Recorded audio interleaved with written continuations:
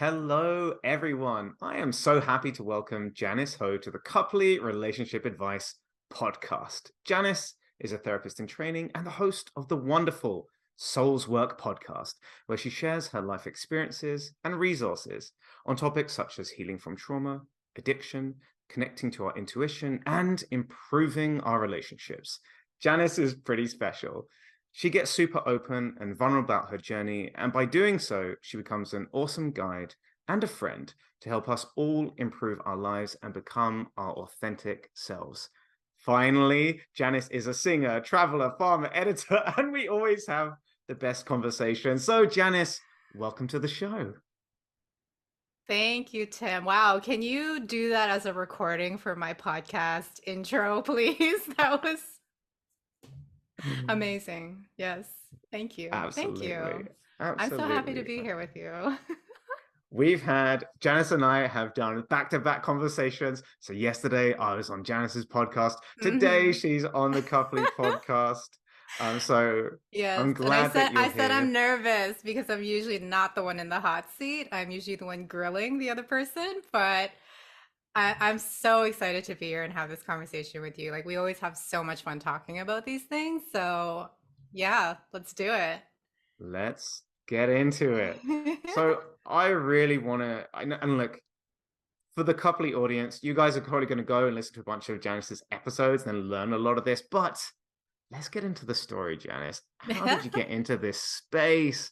I want to hear more about the background and really what led you to begin this journey. Oh my gosh. Well, going all the way back to when I was quote unquote young. I am turning 41 this year. Don't let this fool you.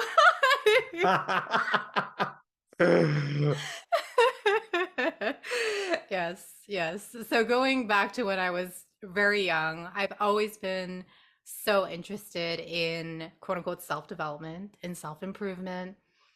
I love learning about people, myself, like why am I like this? Like what makes Mm, people tick? Like I'm just very curious. And I also struggled for many years with feelings of depression, oh, of being dependent on alcohol to cope, feeling very alone in life and like I didn't belong anywhere, even on this planet. I mm, had very low self-esteem, low sense of self-worth. When I was in high school, I fought constantly with my mom. I didn't have a great relationship with my parents, my family for a while, and a lot of anxiety and fears in romantic relationships. And I was in mm, very toxic and codependent relationships for a very long time. And so that was all creating all sorts of turmoil and challenges in my life. And on top of that, a lot of sort of structural systemic challenges that were also impacting my mental, emotional, physical health, like housing and financial instability for many years, mm, racism, sexism, etc. And so counseling or therapy was something that I knew about because of my work in the criminal justice field. I my first career I was a researcher in that field. I did a master's of criminology, and I worked for nonprofits that worked with people who needed access to counseling services as part of their, I guess, healing or path to improvement or getting on their feet or what have you. So that was very normalized for me. And because there were all of these structural barriers I had as well, I knew and still know that it's not the whole picture to just sit in a room with a therapist, do all this internal work on yourself. Like, for example, if I have a really unsafe housing situation and I'm in fight and flight mode like all the time because it's very stressful just to be in my own home, it's very difficult to find that peace and enough grounding to do that deeper trauma healing work. But when I did have the chance to access therapy myself, I knew that that was one avenue that could really help me in my path to more wellness, more mm. fulfillment in life, in trying to like navigate all of these really painful, intense feelings that I was often going through. So, yeah, that's kind of the story of a lot of my life, but it really wasn't until a few years ago, I would say just over 5 years ago, when I really started to learn about trauma, Mm. especially complex trauma. And coming to the realization that that's something I had experienced a lot of. And it explained so much of why I still showed up the way I did in the present day, even though a lot of those things that happened in my past, how they were showing up in relationships. And the more that I dove into the trauma psychoeducation and learned more about it, related it to my life, the more I realized that I really, in accessing therapy, needed specifically to work with someone who understood about trauma and could help me in that particular way. And going down that road since then with she's still my current, or sorry, they are still Mhm. my current therapist to this day, doing a lot of other work outside of therapy as well, and now training to become a therapist, has absolutely led to these really huge, deep, transformative shifts, like the ones that I've been longing for all of those years. So yeah, that's where I'm at. And you've documented this journey like pretty recently, but it's amazing how transparent you've been, and Mm, like I've mm, already said, it's really really cool how you've kind of been so open in sharing so many things that you've come through, so many realizations that you have. um and I think like we've touched now a little bit on trauma.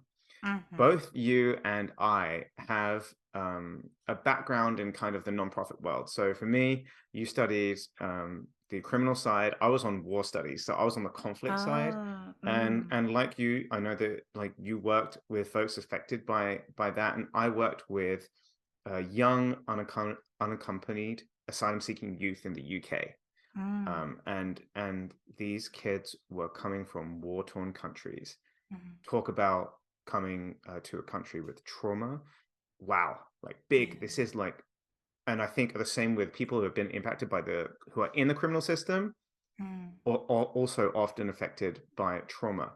And I think yeah, we sometimes we hear trauma being thrown around a lot. And I think absolutely. I've always had the point of view that trauma is something massive that happens. It is when someone tries to kill you, or you've been Yeah, yeah, murdered, or like yeah. it's happened to these kids that we used to work with, where they've hidden in the back of a truck for 2 months and are Mhm. separated with their family, and their family are under attack. Like this is big, big, big, big trauma. Yeah. But the resources that you've been very kindly sharing with me actually show that there's a lot of nuance to this, and I'd love to talk a little bit more about that Yeah, nuance, the small t trauma, maybe if yeah, we can call it, yeah. Mhm. um, and some of the impact that that has. Yeah, thank you for bringing that up because that was definitely my perception as well at the beginning. Like, I don't even think I even said, "Oh, I don't have trauma." Like, it just wasn't even a thought in my mind because, Yeah, especially back then, a few years ago, really when I thought about trauma, I would see images of like the war veterans or yeah, maybe people who experienced childhood abuse, like these hmm, things that are very, very like, you know, blatantly trauma. And just as a reminder, trauma is not about the event, but it's our sort of like subjective experience yeah, of the event. But yeah, these are the kinds of experiences that, have a high likelihood of people experiencing trauma from them. And as you said, there is also this other kind of trauma. So sometimes it is called big T trauma versus little t trauma, sometimes also shock trauma or mm, PTSD, post traumatic stress disorder, versus like complex trauma. So there's all of these different terms. Just wanted to name them in case people hear them and are wondering, they're all kind of related. So with the shock trauma, it is really often about a single incident that happens, a single traumatic event that's pretty like definable. It might be maybe that near murder, mhm, right? It could be a really terrible car accident that we were in, maybe a natural disaster that we were experiencing. And the threat that we encounter there is about mortal threat. It's about like there is an imminent danger to like our safety, right?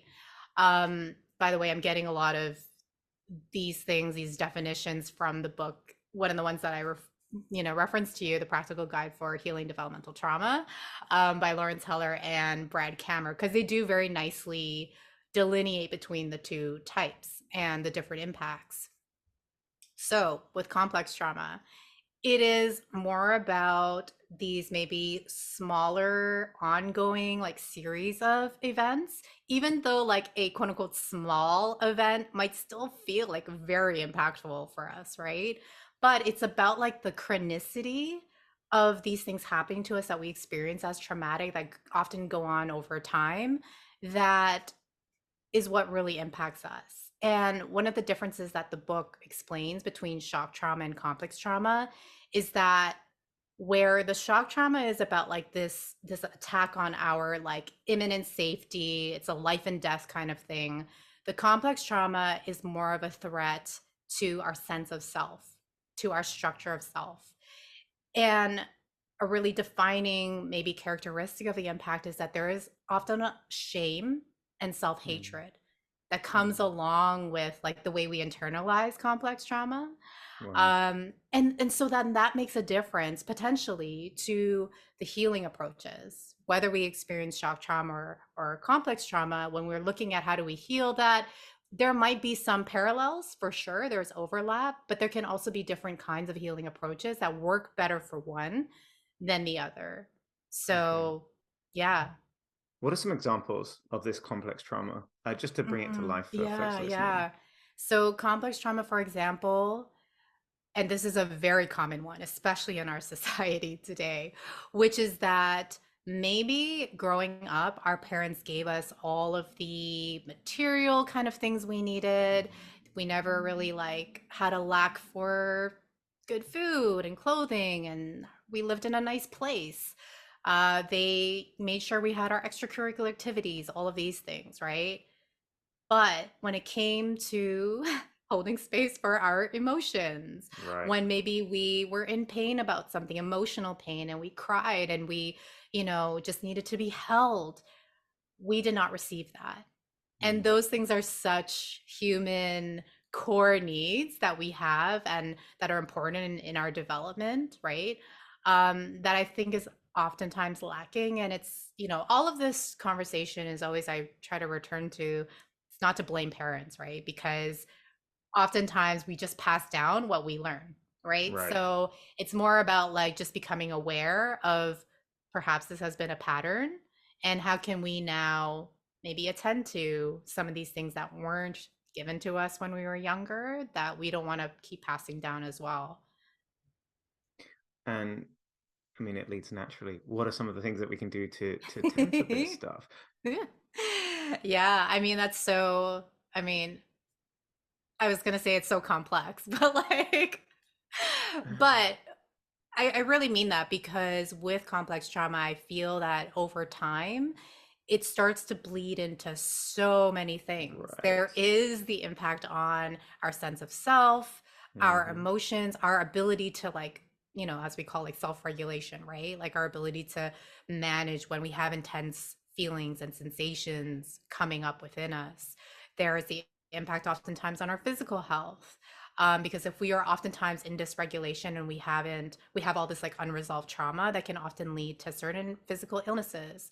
um, it bleeds into our relationships, of course, right? And maybe the kinds of relationships we tend to get into that are very codependent or toxic or whatnot, right? um, so there are all of these different, I feel like, areas of our lives that complex trauma can impact, and therefore then in resolving that and healing that, I think it can often take a very holistic approach. For example, for me, also another aspect was the kinds of coping mechanisms that we might turn to Hmm. deal with all of the things. For me, that was drinking, right? And that became its Mm. own beast in and of itself when we're addicted to a substance, the things that it does to our neurochemistry and whatever like that. Like, so I had to deal with that as its own thing, right?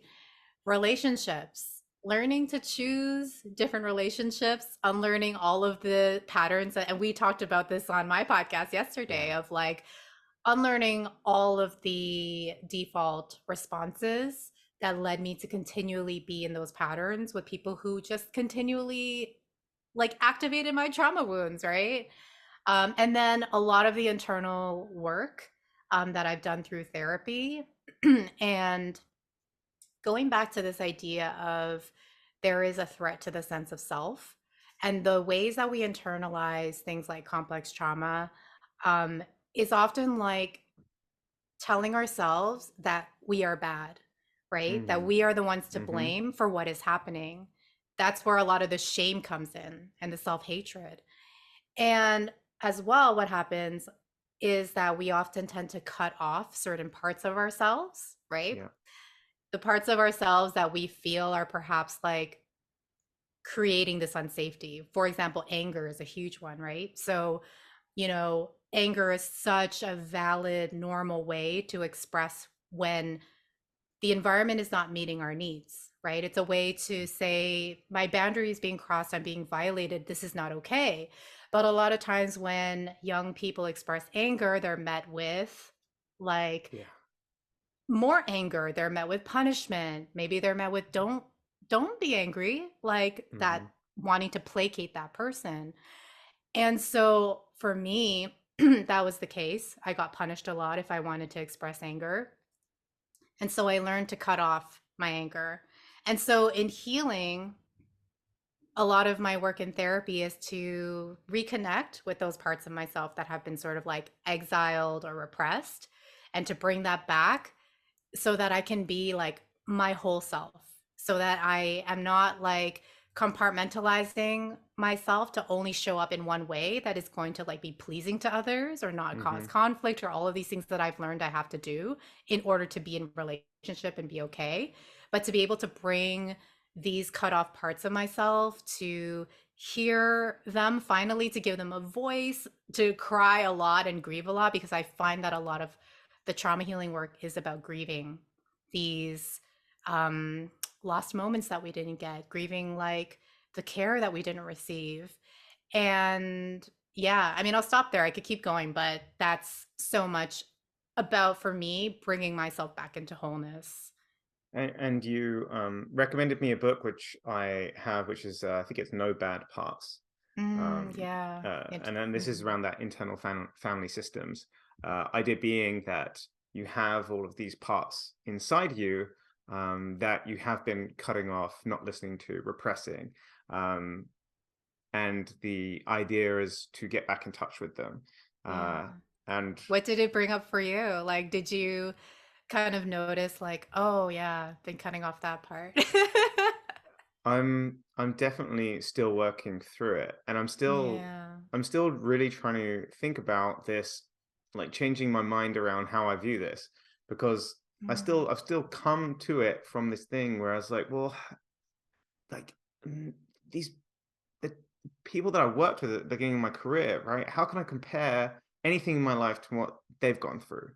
And they went Right. through such horrific things. Not just that, but going to like a really rough school in London and seeing my friends' family situation and Mhm. comparing it to my own and always Yeah. being like, thank God, my family Mhm. is like this. I've got such supportive family, such good siblings, like such a safe household. Yeah. And my friends didn't have that. Like certain Mm. people that I went around their house and it was trashed, parents Yeah. alcoholics, like it's an unsafe environment. And you And just yet think, you still went through something. yeah, Yeah. I guess I'm still there's still more work for me to do here, Janice. I've still got Mm. to uncover it. But there are Yeah. times when I think like times when I was really scared at school, Mhm. and I like specifically I feel like my my early childhood was really idyllic. Then it got shattered when I went when I went to secondary Mm. school. So I went to this Yeah, yeah. really rough secondary school. So it was like idyllic, boom. Oh my Right. goodness, the world is terrifying. What am I Yeah. doing here? Massive culture shock. And like learning to adapt to that environment. And yeah, there's probably now I'm talking about it. I think I've just been thinking about it. I haven't been talking about it. Mm. But as I'm talking about it, there are probably like um, things that we saw, things that I learned that I had to unlearn, Yeah. um, and definitely a lot of feeling scared. So that was that. Those are the Yeah. things that I've been like thinking about. Mm. Um, Mhm. but I'm not to the point where I'm like feeling other parts of me bubble up and being Yeah. like, oh, hello. Definitely not Yeah, there. I'm so glad you brought that up, though. Thank you for sharing because it's also a good reminder for me and to everyone that it's not always just about what happens in the family or when we're children. I mean, so much does happen there, Mm, right? That can also set us up for what happens afterwards, how we react and respond, and how resilient we are to things that happen afterwards. But development, complex trauma is not just about what happens with our parents, but what can happen when we go out into the quote unquote world where it, structurally, systemically, in our neighborhoods, in our communities, culturally, like all of those things are still our environment. And you can't even really separate that from the family, anyways. Like it is mm, all very much like intertwined. hmm But sometimes we can have, as you're saying, like a very positive, relatively safe kind of experience in the childhood home. And then maybe we go out there and we have a different kind of experience with our safety. As you said, you felt a lot of fear, or maybe we get into a relationship when we start to date or whatever, that it's like suddenly we are experiencing a lot of relational trauma there. So yeah, I'm glad you hmm brought that up because there are so many other forces outside of just what happens with our parents or our Yeah. caregivers that are It, so important. it's interesting though. The other thing that an interesting revelation that I had, right? Listening to the author of No Bad Parts, and I've completely forgotten his Oh, name, but I Richard was Schwartz. Yeah. yes. Mhm. Okay, so I was listening to him give a presentation, and he talked about like things that actually you might not have remembered that might bleed into Yes. your adult life. And I'm always thinking like, doesn't make sense that I do have a bit of anxious attachment style. Like I've Mm. had such a secure foundation childhood. Like, why would that? Why would I Mm. have that? And my brother Mm. has just had his first child, so we finally got a grandkid in the family. My parents are hyped up, and my brother was saying like this is what it must have been like for Tim being the firstborn. All this attention, everyone doting on you, like everyone is just Mm. obsessed with you. And my parents were Wow. like, no, are you joking? Like we were in our early 20s, we were broke, we had to put both of Mm. us to work, we had to put Tim in like random childminders off to Oh, grandparents' house, like here, there, everywhere. He was just dumped on different people all the time. And I was like, wow. wow. Oh my God. Wow. That just felt like, whoosh, like, Yeah. I was like, huh. They're like, he just had to get on with it. We always were giving him to random people. I was like, well, there you go. Maybe I there was you left. go. My siblings have always been like, oh, the oldest, like you had it easy. No, I didn't. Oh Thank my you. gosh. Like, how did it feel to hear that? Like, that feels like such Yeah. a revelation. Yeah. Yeah. I mean, I had like, I knew that as well that I spoke French when I was younger because my grandmother's first language, French. And Mm. so I was like, oh, yeah, I do vaguely have these memories of being in different places, like deep, deep, deep memories of like answering the door and Yeah. being like, thank God. Mm. And I also remember growing up as well, absolutely losing my mind Yeah. when my parents would go out for the evening and like playing up. I was the one that would play up. So yeah, Mm. there you go. Mm-hmm. Maybe this is it. We're uncovering my traumas, Janice. We're Oh, uncovering. the exploration begins. Yeah, yeah. Yeah, wow. So how has like uncovering this, doing this Hmm. work, tending to these wounds, how's that Hmm. helped reshape you or impacted Oh, you? gosh, in so, so many ways. So I think for me, one really big learning that I then integrated into the way that I proceeded in my healing process was that I was really missing this part of involving my body Mm, in that healing process. And when I say body, I mean my body's internal experience. So what sensations am I feeling inside as I am maybe being activated, right? Um Noticing that I've suddenly like constricted, what we call bracing in the field, versus like, oh, actually I feel this sense of expansiveness and flow in my body. Really getting to like get super attuned to what is happening inside of me as sort of like clues in a way as to what's actually happening here. What am I reacting to? That has been really I can't even tell you because it's so much tied to, I would call that my intuition, really. And Hmm. I think when I lead from a place of intuition, I get so many of the answers as to like, Right. am I really like, how am I feeling about this particular relational dynamic? Bringing it Hmm. back to relationships, for Hmm. example. Um, what is this feeling of like unsettledness or activation or unsafety that I'm feeling with this person?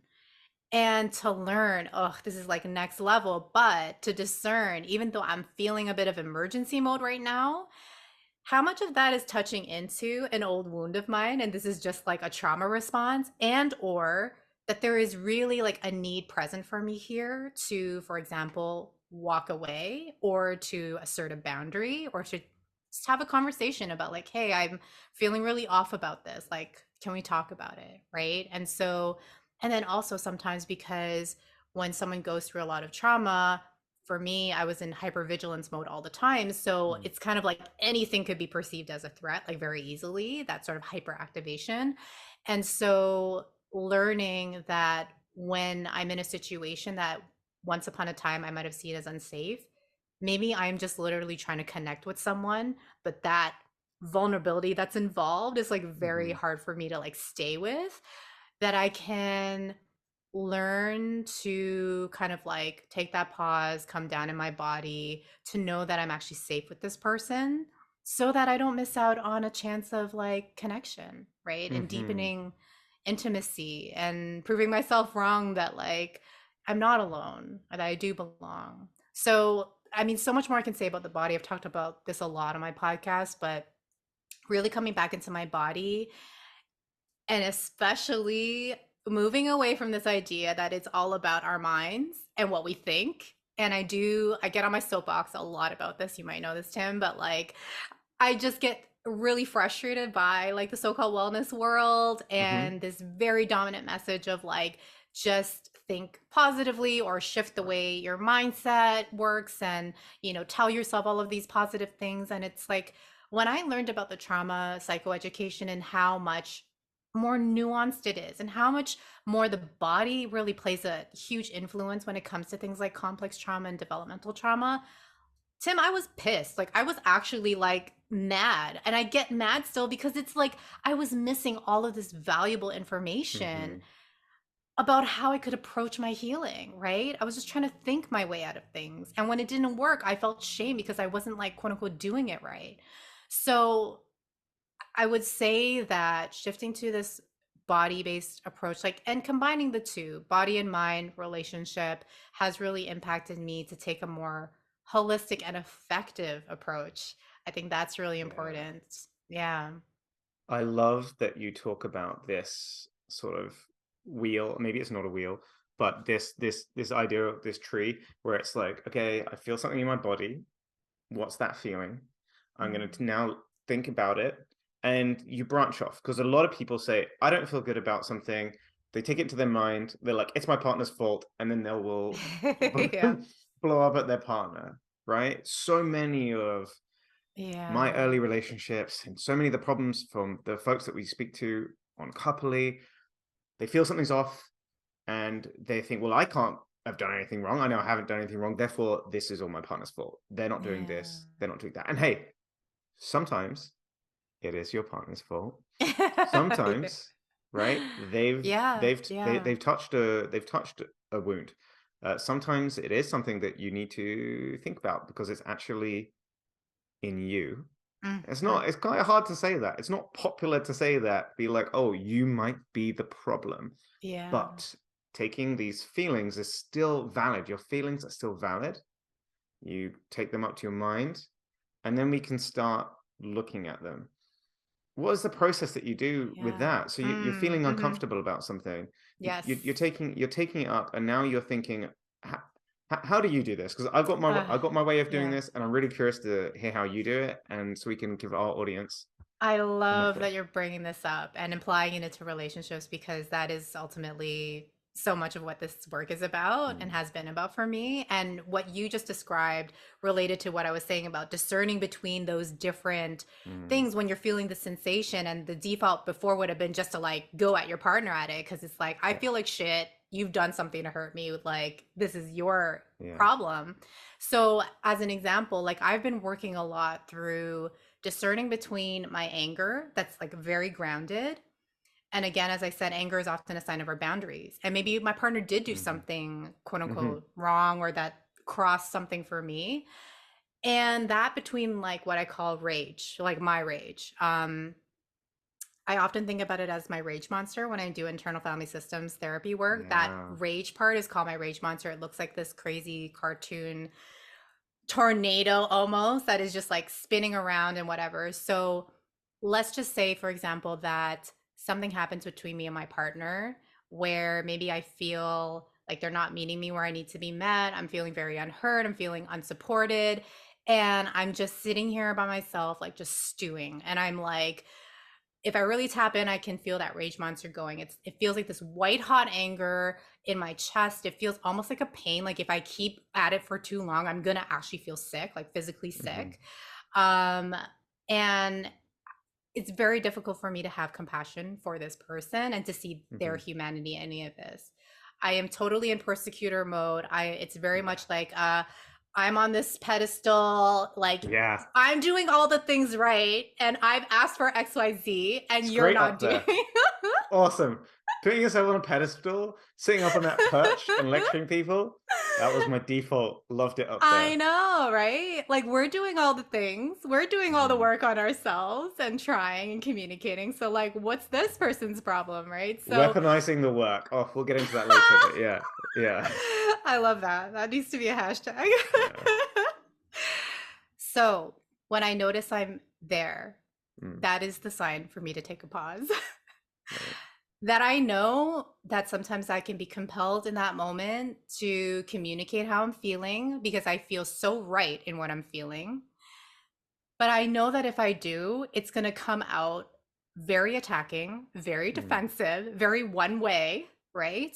And so, so much of the time, this is about taking that pause at first, right? When we realize how much like emotionality we are experiencing and the activation, take the pause, come down.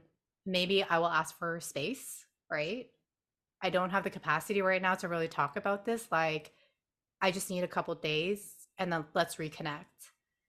And oftentimes I will be doing this internal family systems parts work on myself in the Wow. meantime. Yeah, I will. And explain, let's give the quick like definition for folks Uh-huh. listening. Haven't heard of this. Actually just talk through what it is that you're doing Mm. there. Okay, so in this case, I will, for me, it's often a visualization. So I'm feeling into what's happening as I explain those sensations that are associated with my rage monster. I will Hmm. go into the visualization and I will see it. And I, as my grounded adult Janice present day self, will be witnessing that rage monster. And what I have learned is that when I am in rage, that energy, that rage just needs to move. It needs to just Hmm. like get out that energy. So I am not going to try and, you know, like placate it, tell it like, calm down, it's okay, like just have compassion. That I think is oftentimes our approach, quite frankly. But it's like, if it's there, there's a reason it's there. Let that energy move. I'm doing this internally in a safe space so that I'm not hurting anyone and or, you know, like expressing it towards them. But it gives me a chance to kind of let out whatever it needs to let out. And then when I notice that energy coming down, then I can talk to it from my grounded self and say, "Hey, like I'm really feeling a lot from you. Like what's going on?" Being that compassionate is to really hear from it like I feel really encroached on right now. I feel like this person is really stepping across my boundaries and not giving me the space that I need, and we'll talk through it. And oftentimes, the reason why there's so much emotional charge is because it is touching into an old wound of mine that, in this case, oftentimes reminds me of my childhood when my mom, especially, sorry, mom, but like, would encroach on my boundaries all the time. I didn't have space for my anger or for just my autonomy, for Hmm. just having a separate sense of self, right? And so then I worked through that wounded part After a rage Right. monster is able to come down and isn't taking up all the space and, making so much noise, then I can work with the wounded part, that vulnerable part, as IFS calls it, Hmm. to let it know, I'm hearing you, and like I got you. I'm not gonna allow for your boundaries to be crossed, because a lot of the times, and going back to what you said, oftentimes we have to take a look at what we're doing to perpetuate the pattern. I'm like, Hmm. shit, I'm allowing this person to continue this pattern because I'm not being assertive enough or Right. communicating, look, I don't like this, like, right? So there is both of like working through the old trauma wounds, looking at how am I perpetuating this pattern, and then what is the other person doing that needs to be addressed and communicated to, and then let's work through that. You know, what you're doing a lot of that. That is a lot of introspection that you're doing yourself as well, right? It's really cool Yeah.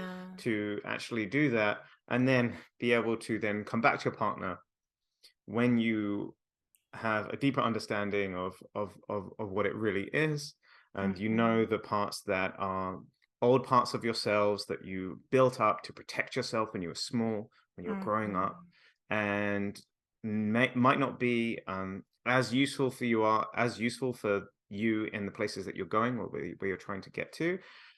And then you can come to your partner and say, hey, Yeah. when you did this, it made me feel like this. And Hmm. after reflection, it's because it touches on this that Yeah. was always part of my life, and I can't have it be part of my future because I've got to move forward from that pattern and I've got to Mm. leave that in my past. And this is why it's so important to me that we do this.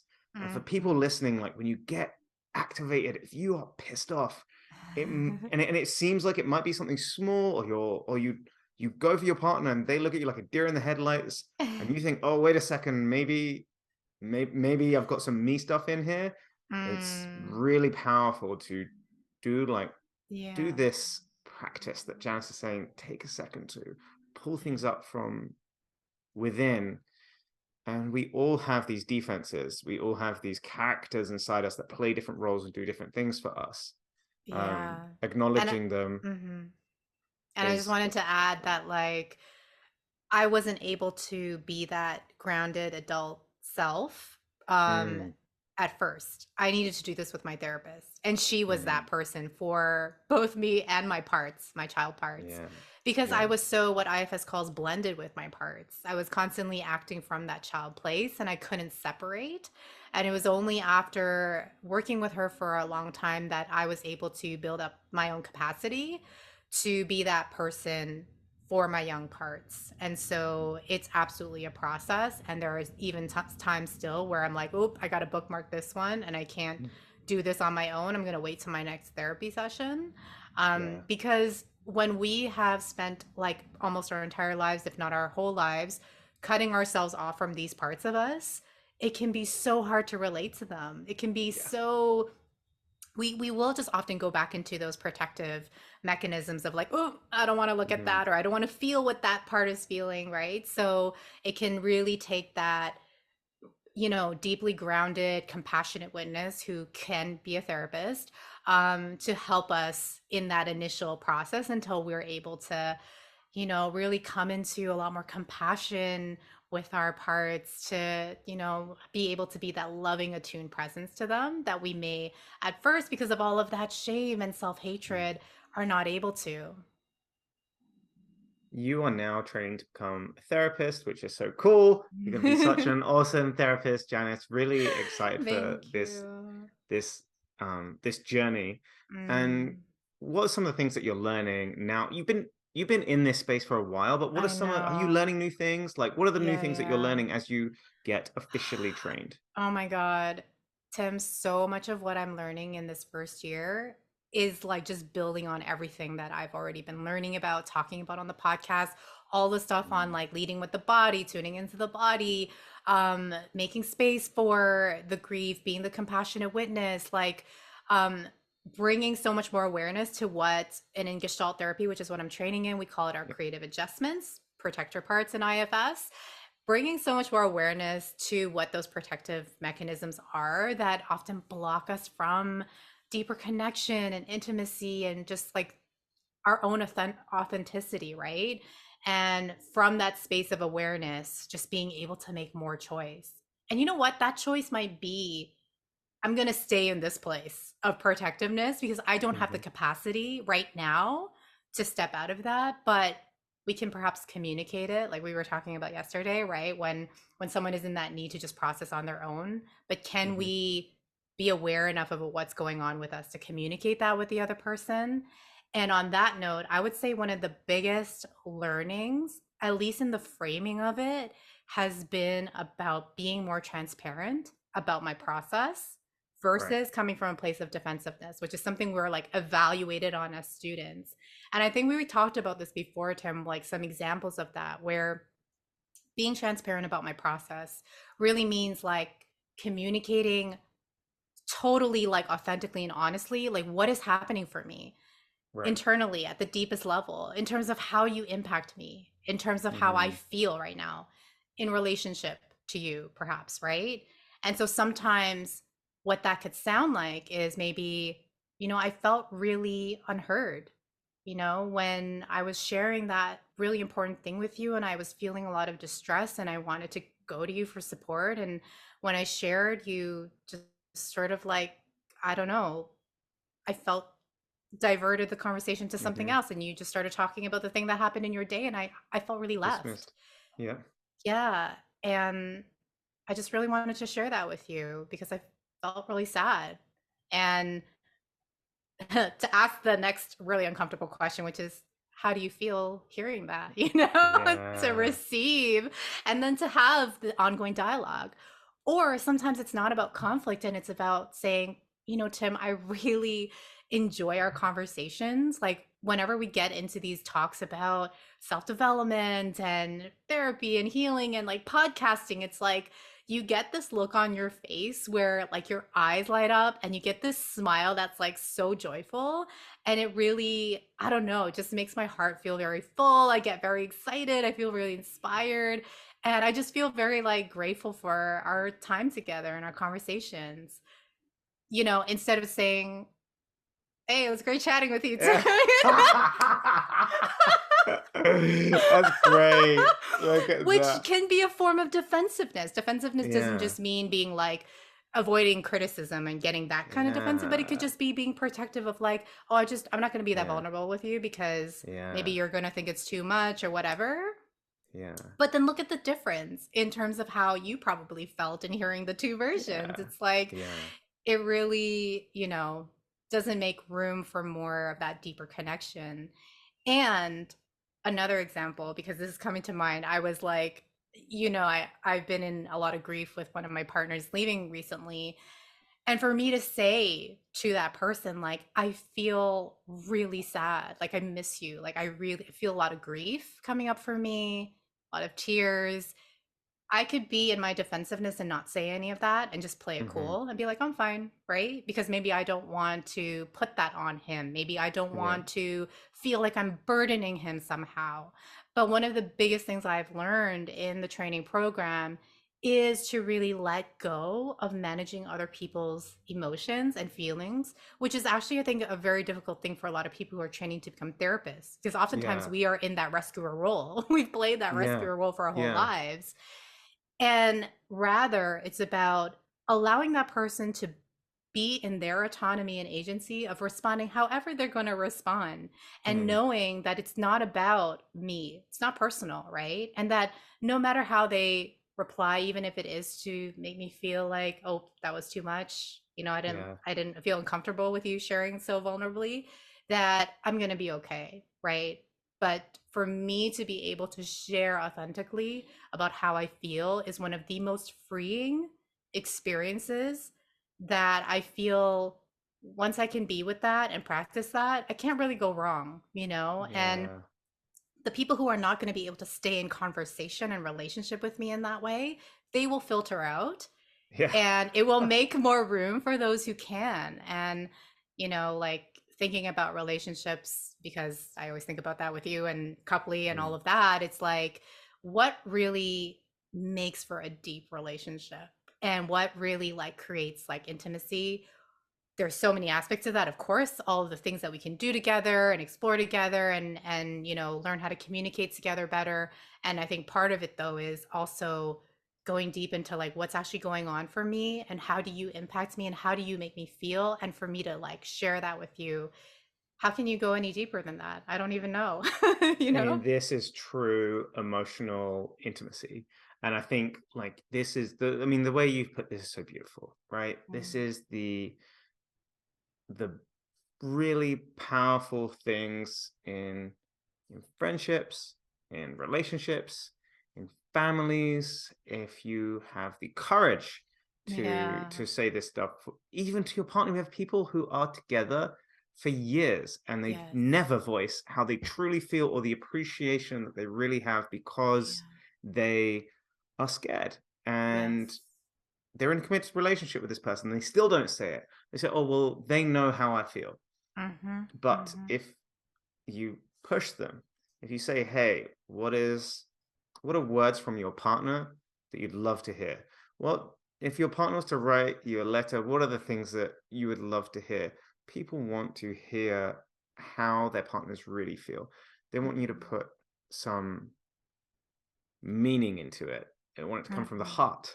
Um, and leading with that is beautiful. It's amazing. Yeah, yeah, And being able to stay in that moment uh, is very, very, very powerful for being able to truly build a bond that will last a lifetime and yeah. will bring a lot of meaning and love to your life. So Mm-hmm. I really love how you've put that. And this is like the deep communication stuff. This is advanced. If you're listening to this and you're like, we don't have these conversations, that's okay. You've also Mm-hmm. probably a little Yeah. bit got to have some, if you're in a relationship, and I'm thinking of the folks that are listening to this, they've been in a relationship 5 or 6 years, they're not Mm, having these kind of conversations. You might need to have conversations about your conversations. mm, And you might need to say, hey, I need to open up. I know it's going to bring us closer together. This is going to create amazing emotional connection. I want you to think about doing the same.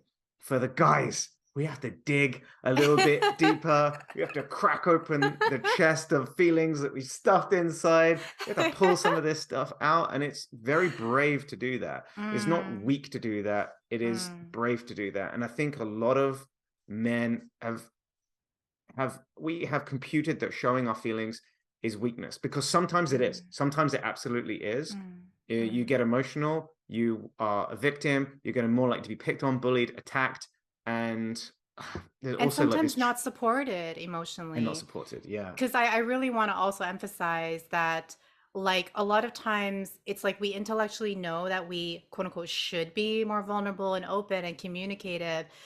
And we try to maybe try to like jump right into doing that with Yeah. our partners, especially when Yeah. they're asking us, like, I need you to be this, right? Hmm. But oftentimes in that process, we can bypass those protective parts of us that Right. have been standing guard for, again, sometimes our Yeah. entire lives, that learned it was not safe to do this.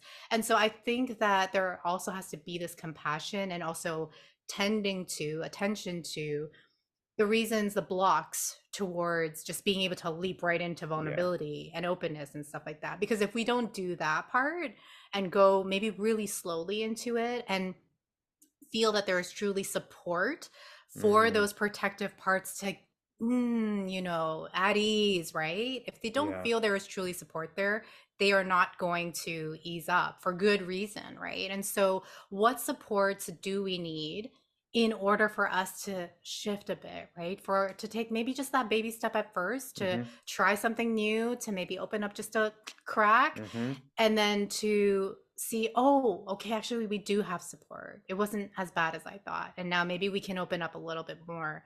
So I think there's like both, both of those Yeah. sides to it. And I just want to say that because I know, especially for men, and I hear this conversation a lot, that it's like a lot of times maybe their partners want them to be more vulnerable, but when they are actually vulnerable, it's like maybe we as women haven't had the sort of practice in holding space for men in being in their Oh yeah. emotions, because we've Yeah. also learned our own shit about, what patriarchy teaches us. Mm. Yeah. And I mean, and there's so many ways that this can get trumped. There's so many ways that this can go wrong, right? So many Hmm. ways you can share something with someone and then they trump you and they say, well, you feel like that, but I feel like this, right? Mm. Hmm. They can dismiss you, move on, not say anything, or be like, oh, now I feel awkward. That would be Yeah. terrible, right? You can Mm. be shut down in doing this. I mean, Hmm. you've got to pick and choose your time. You've got to make sure that Right. the environment is right.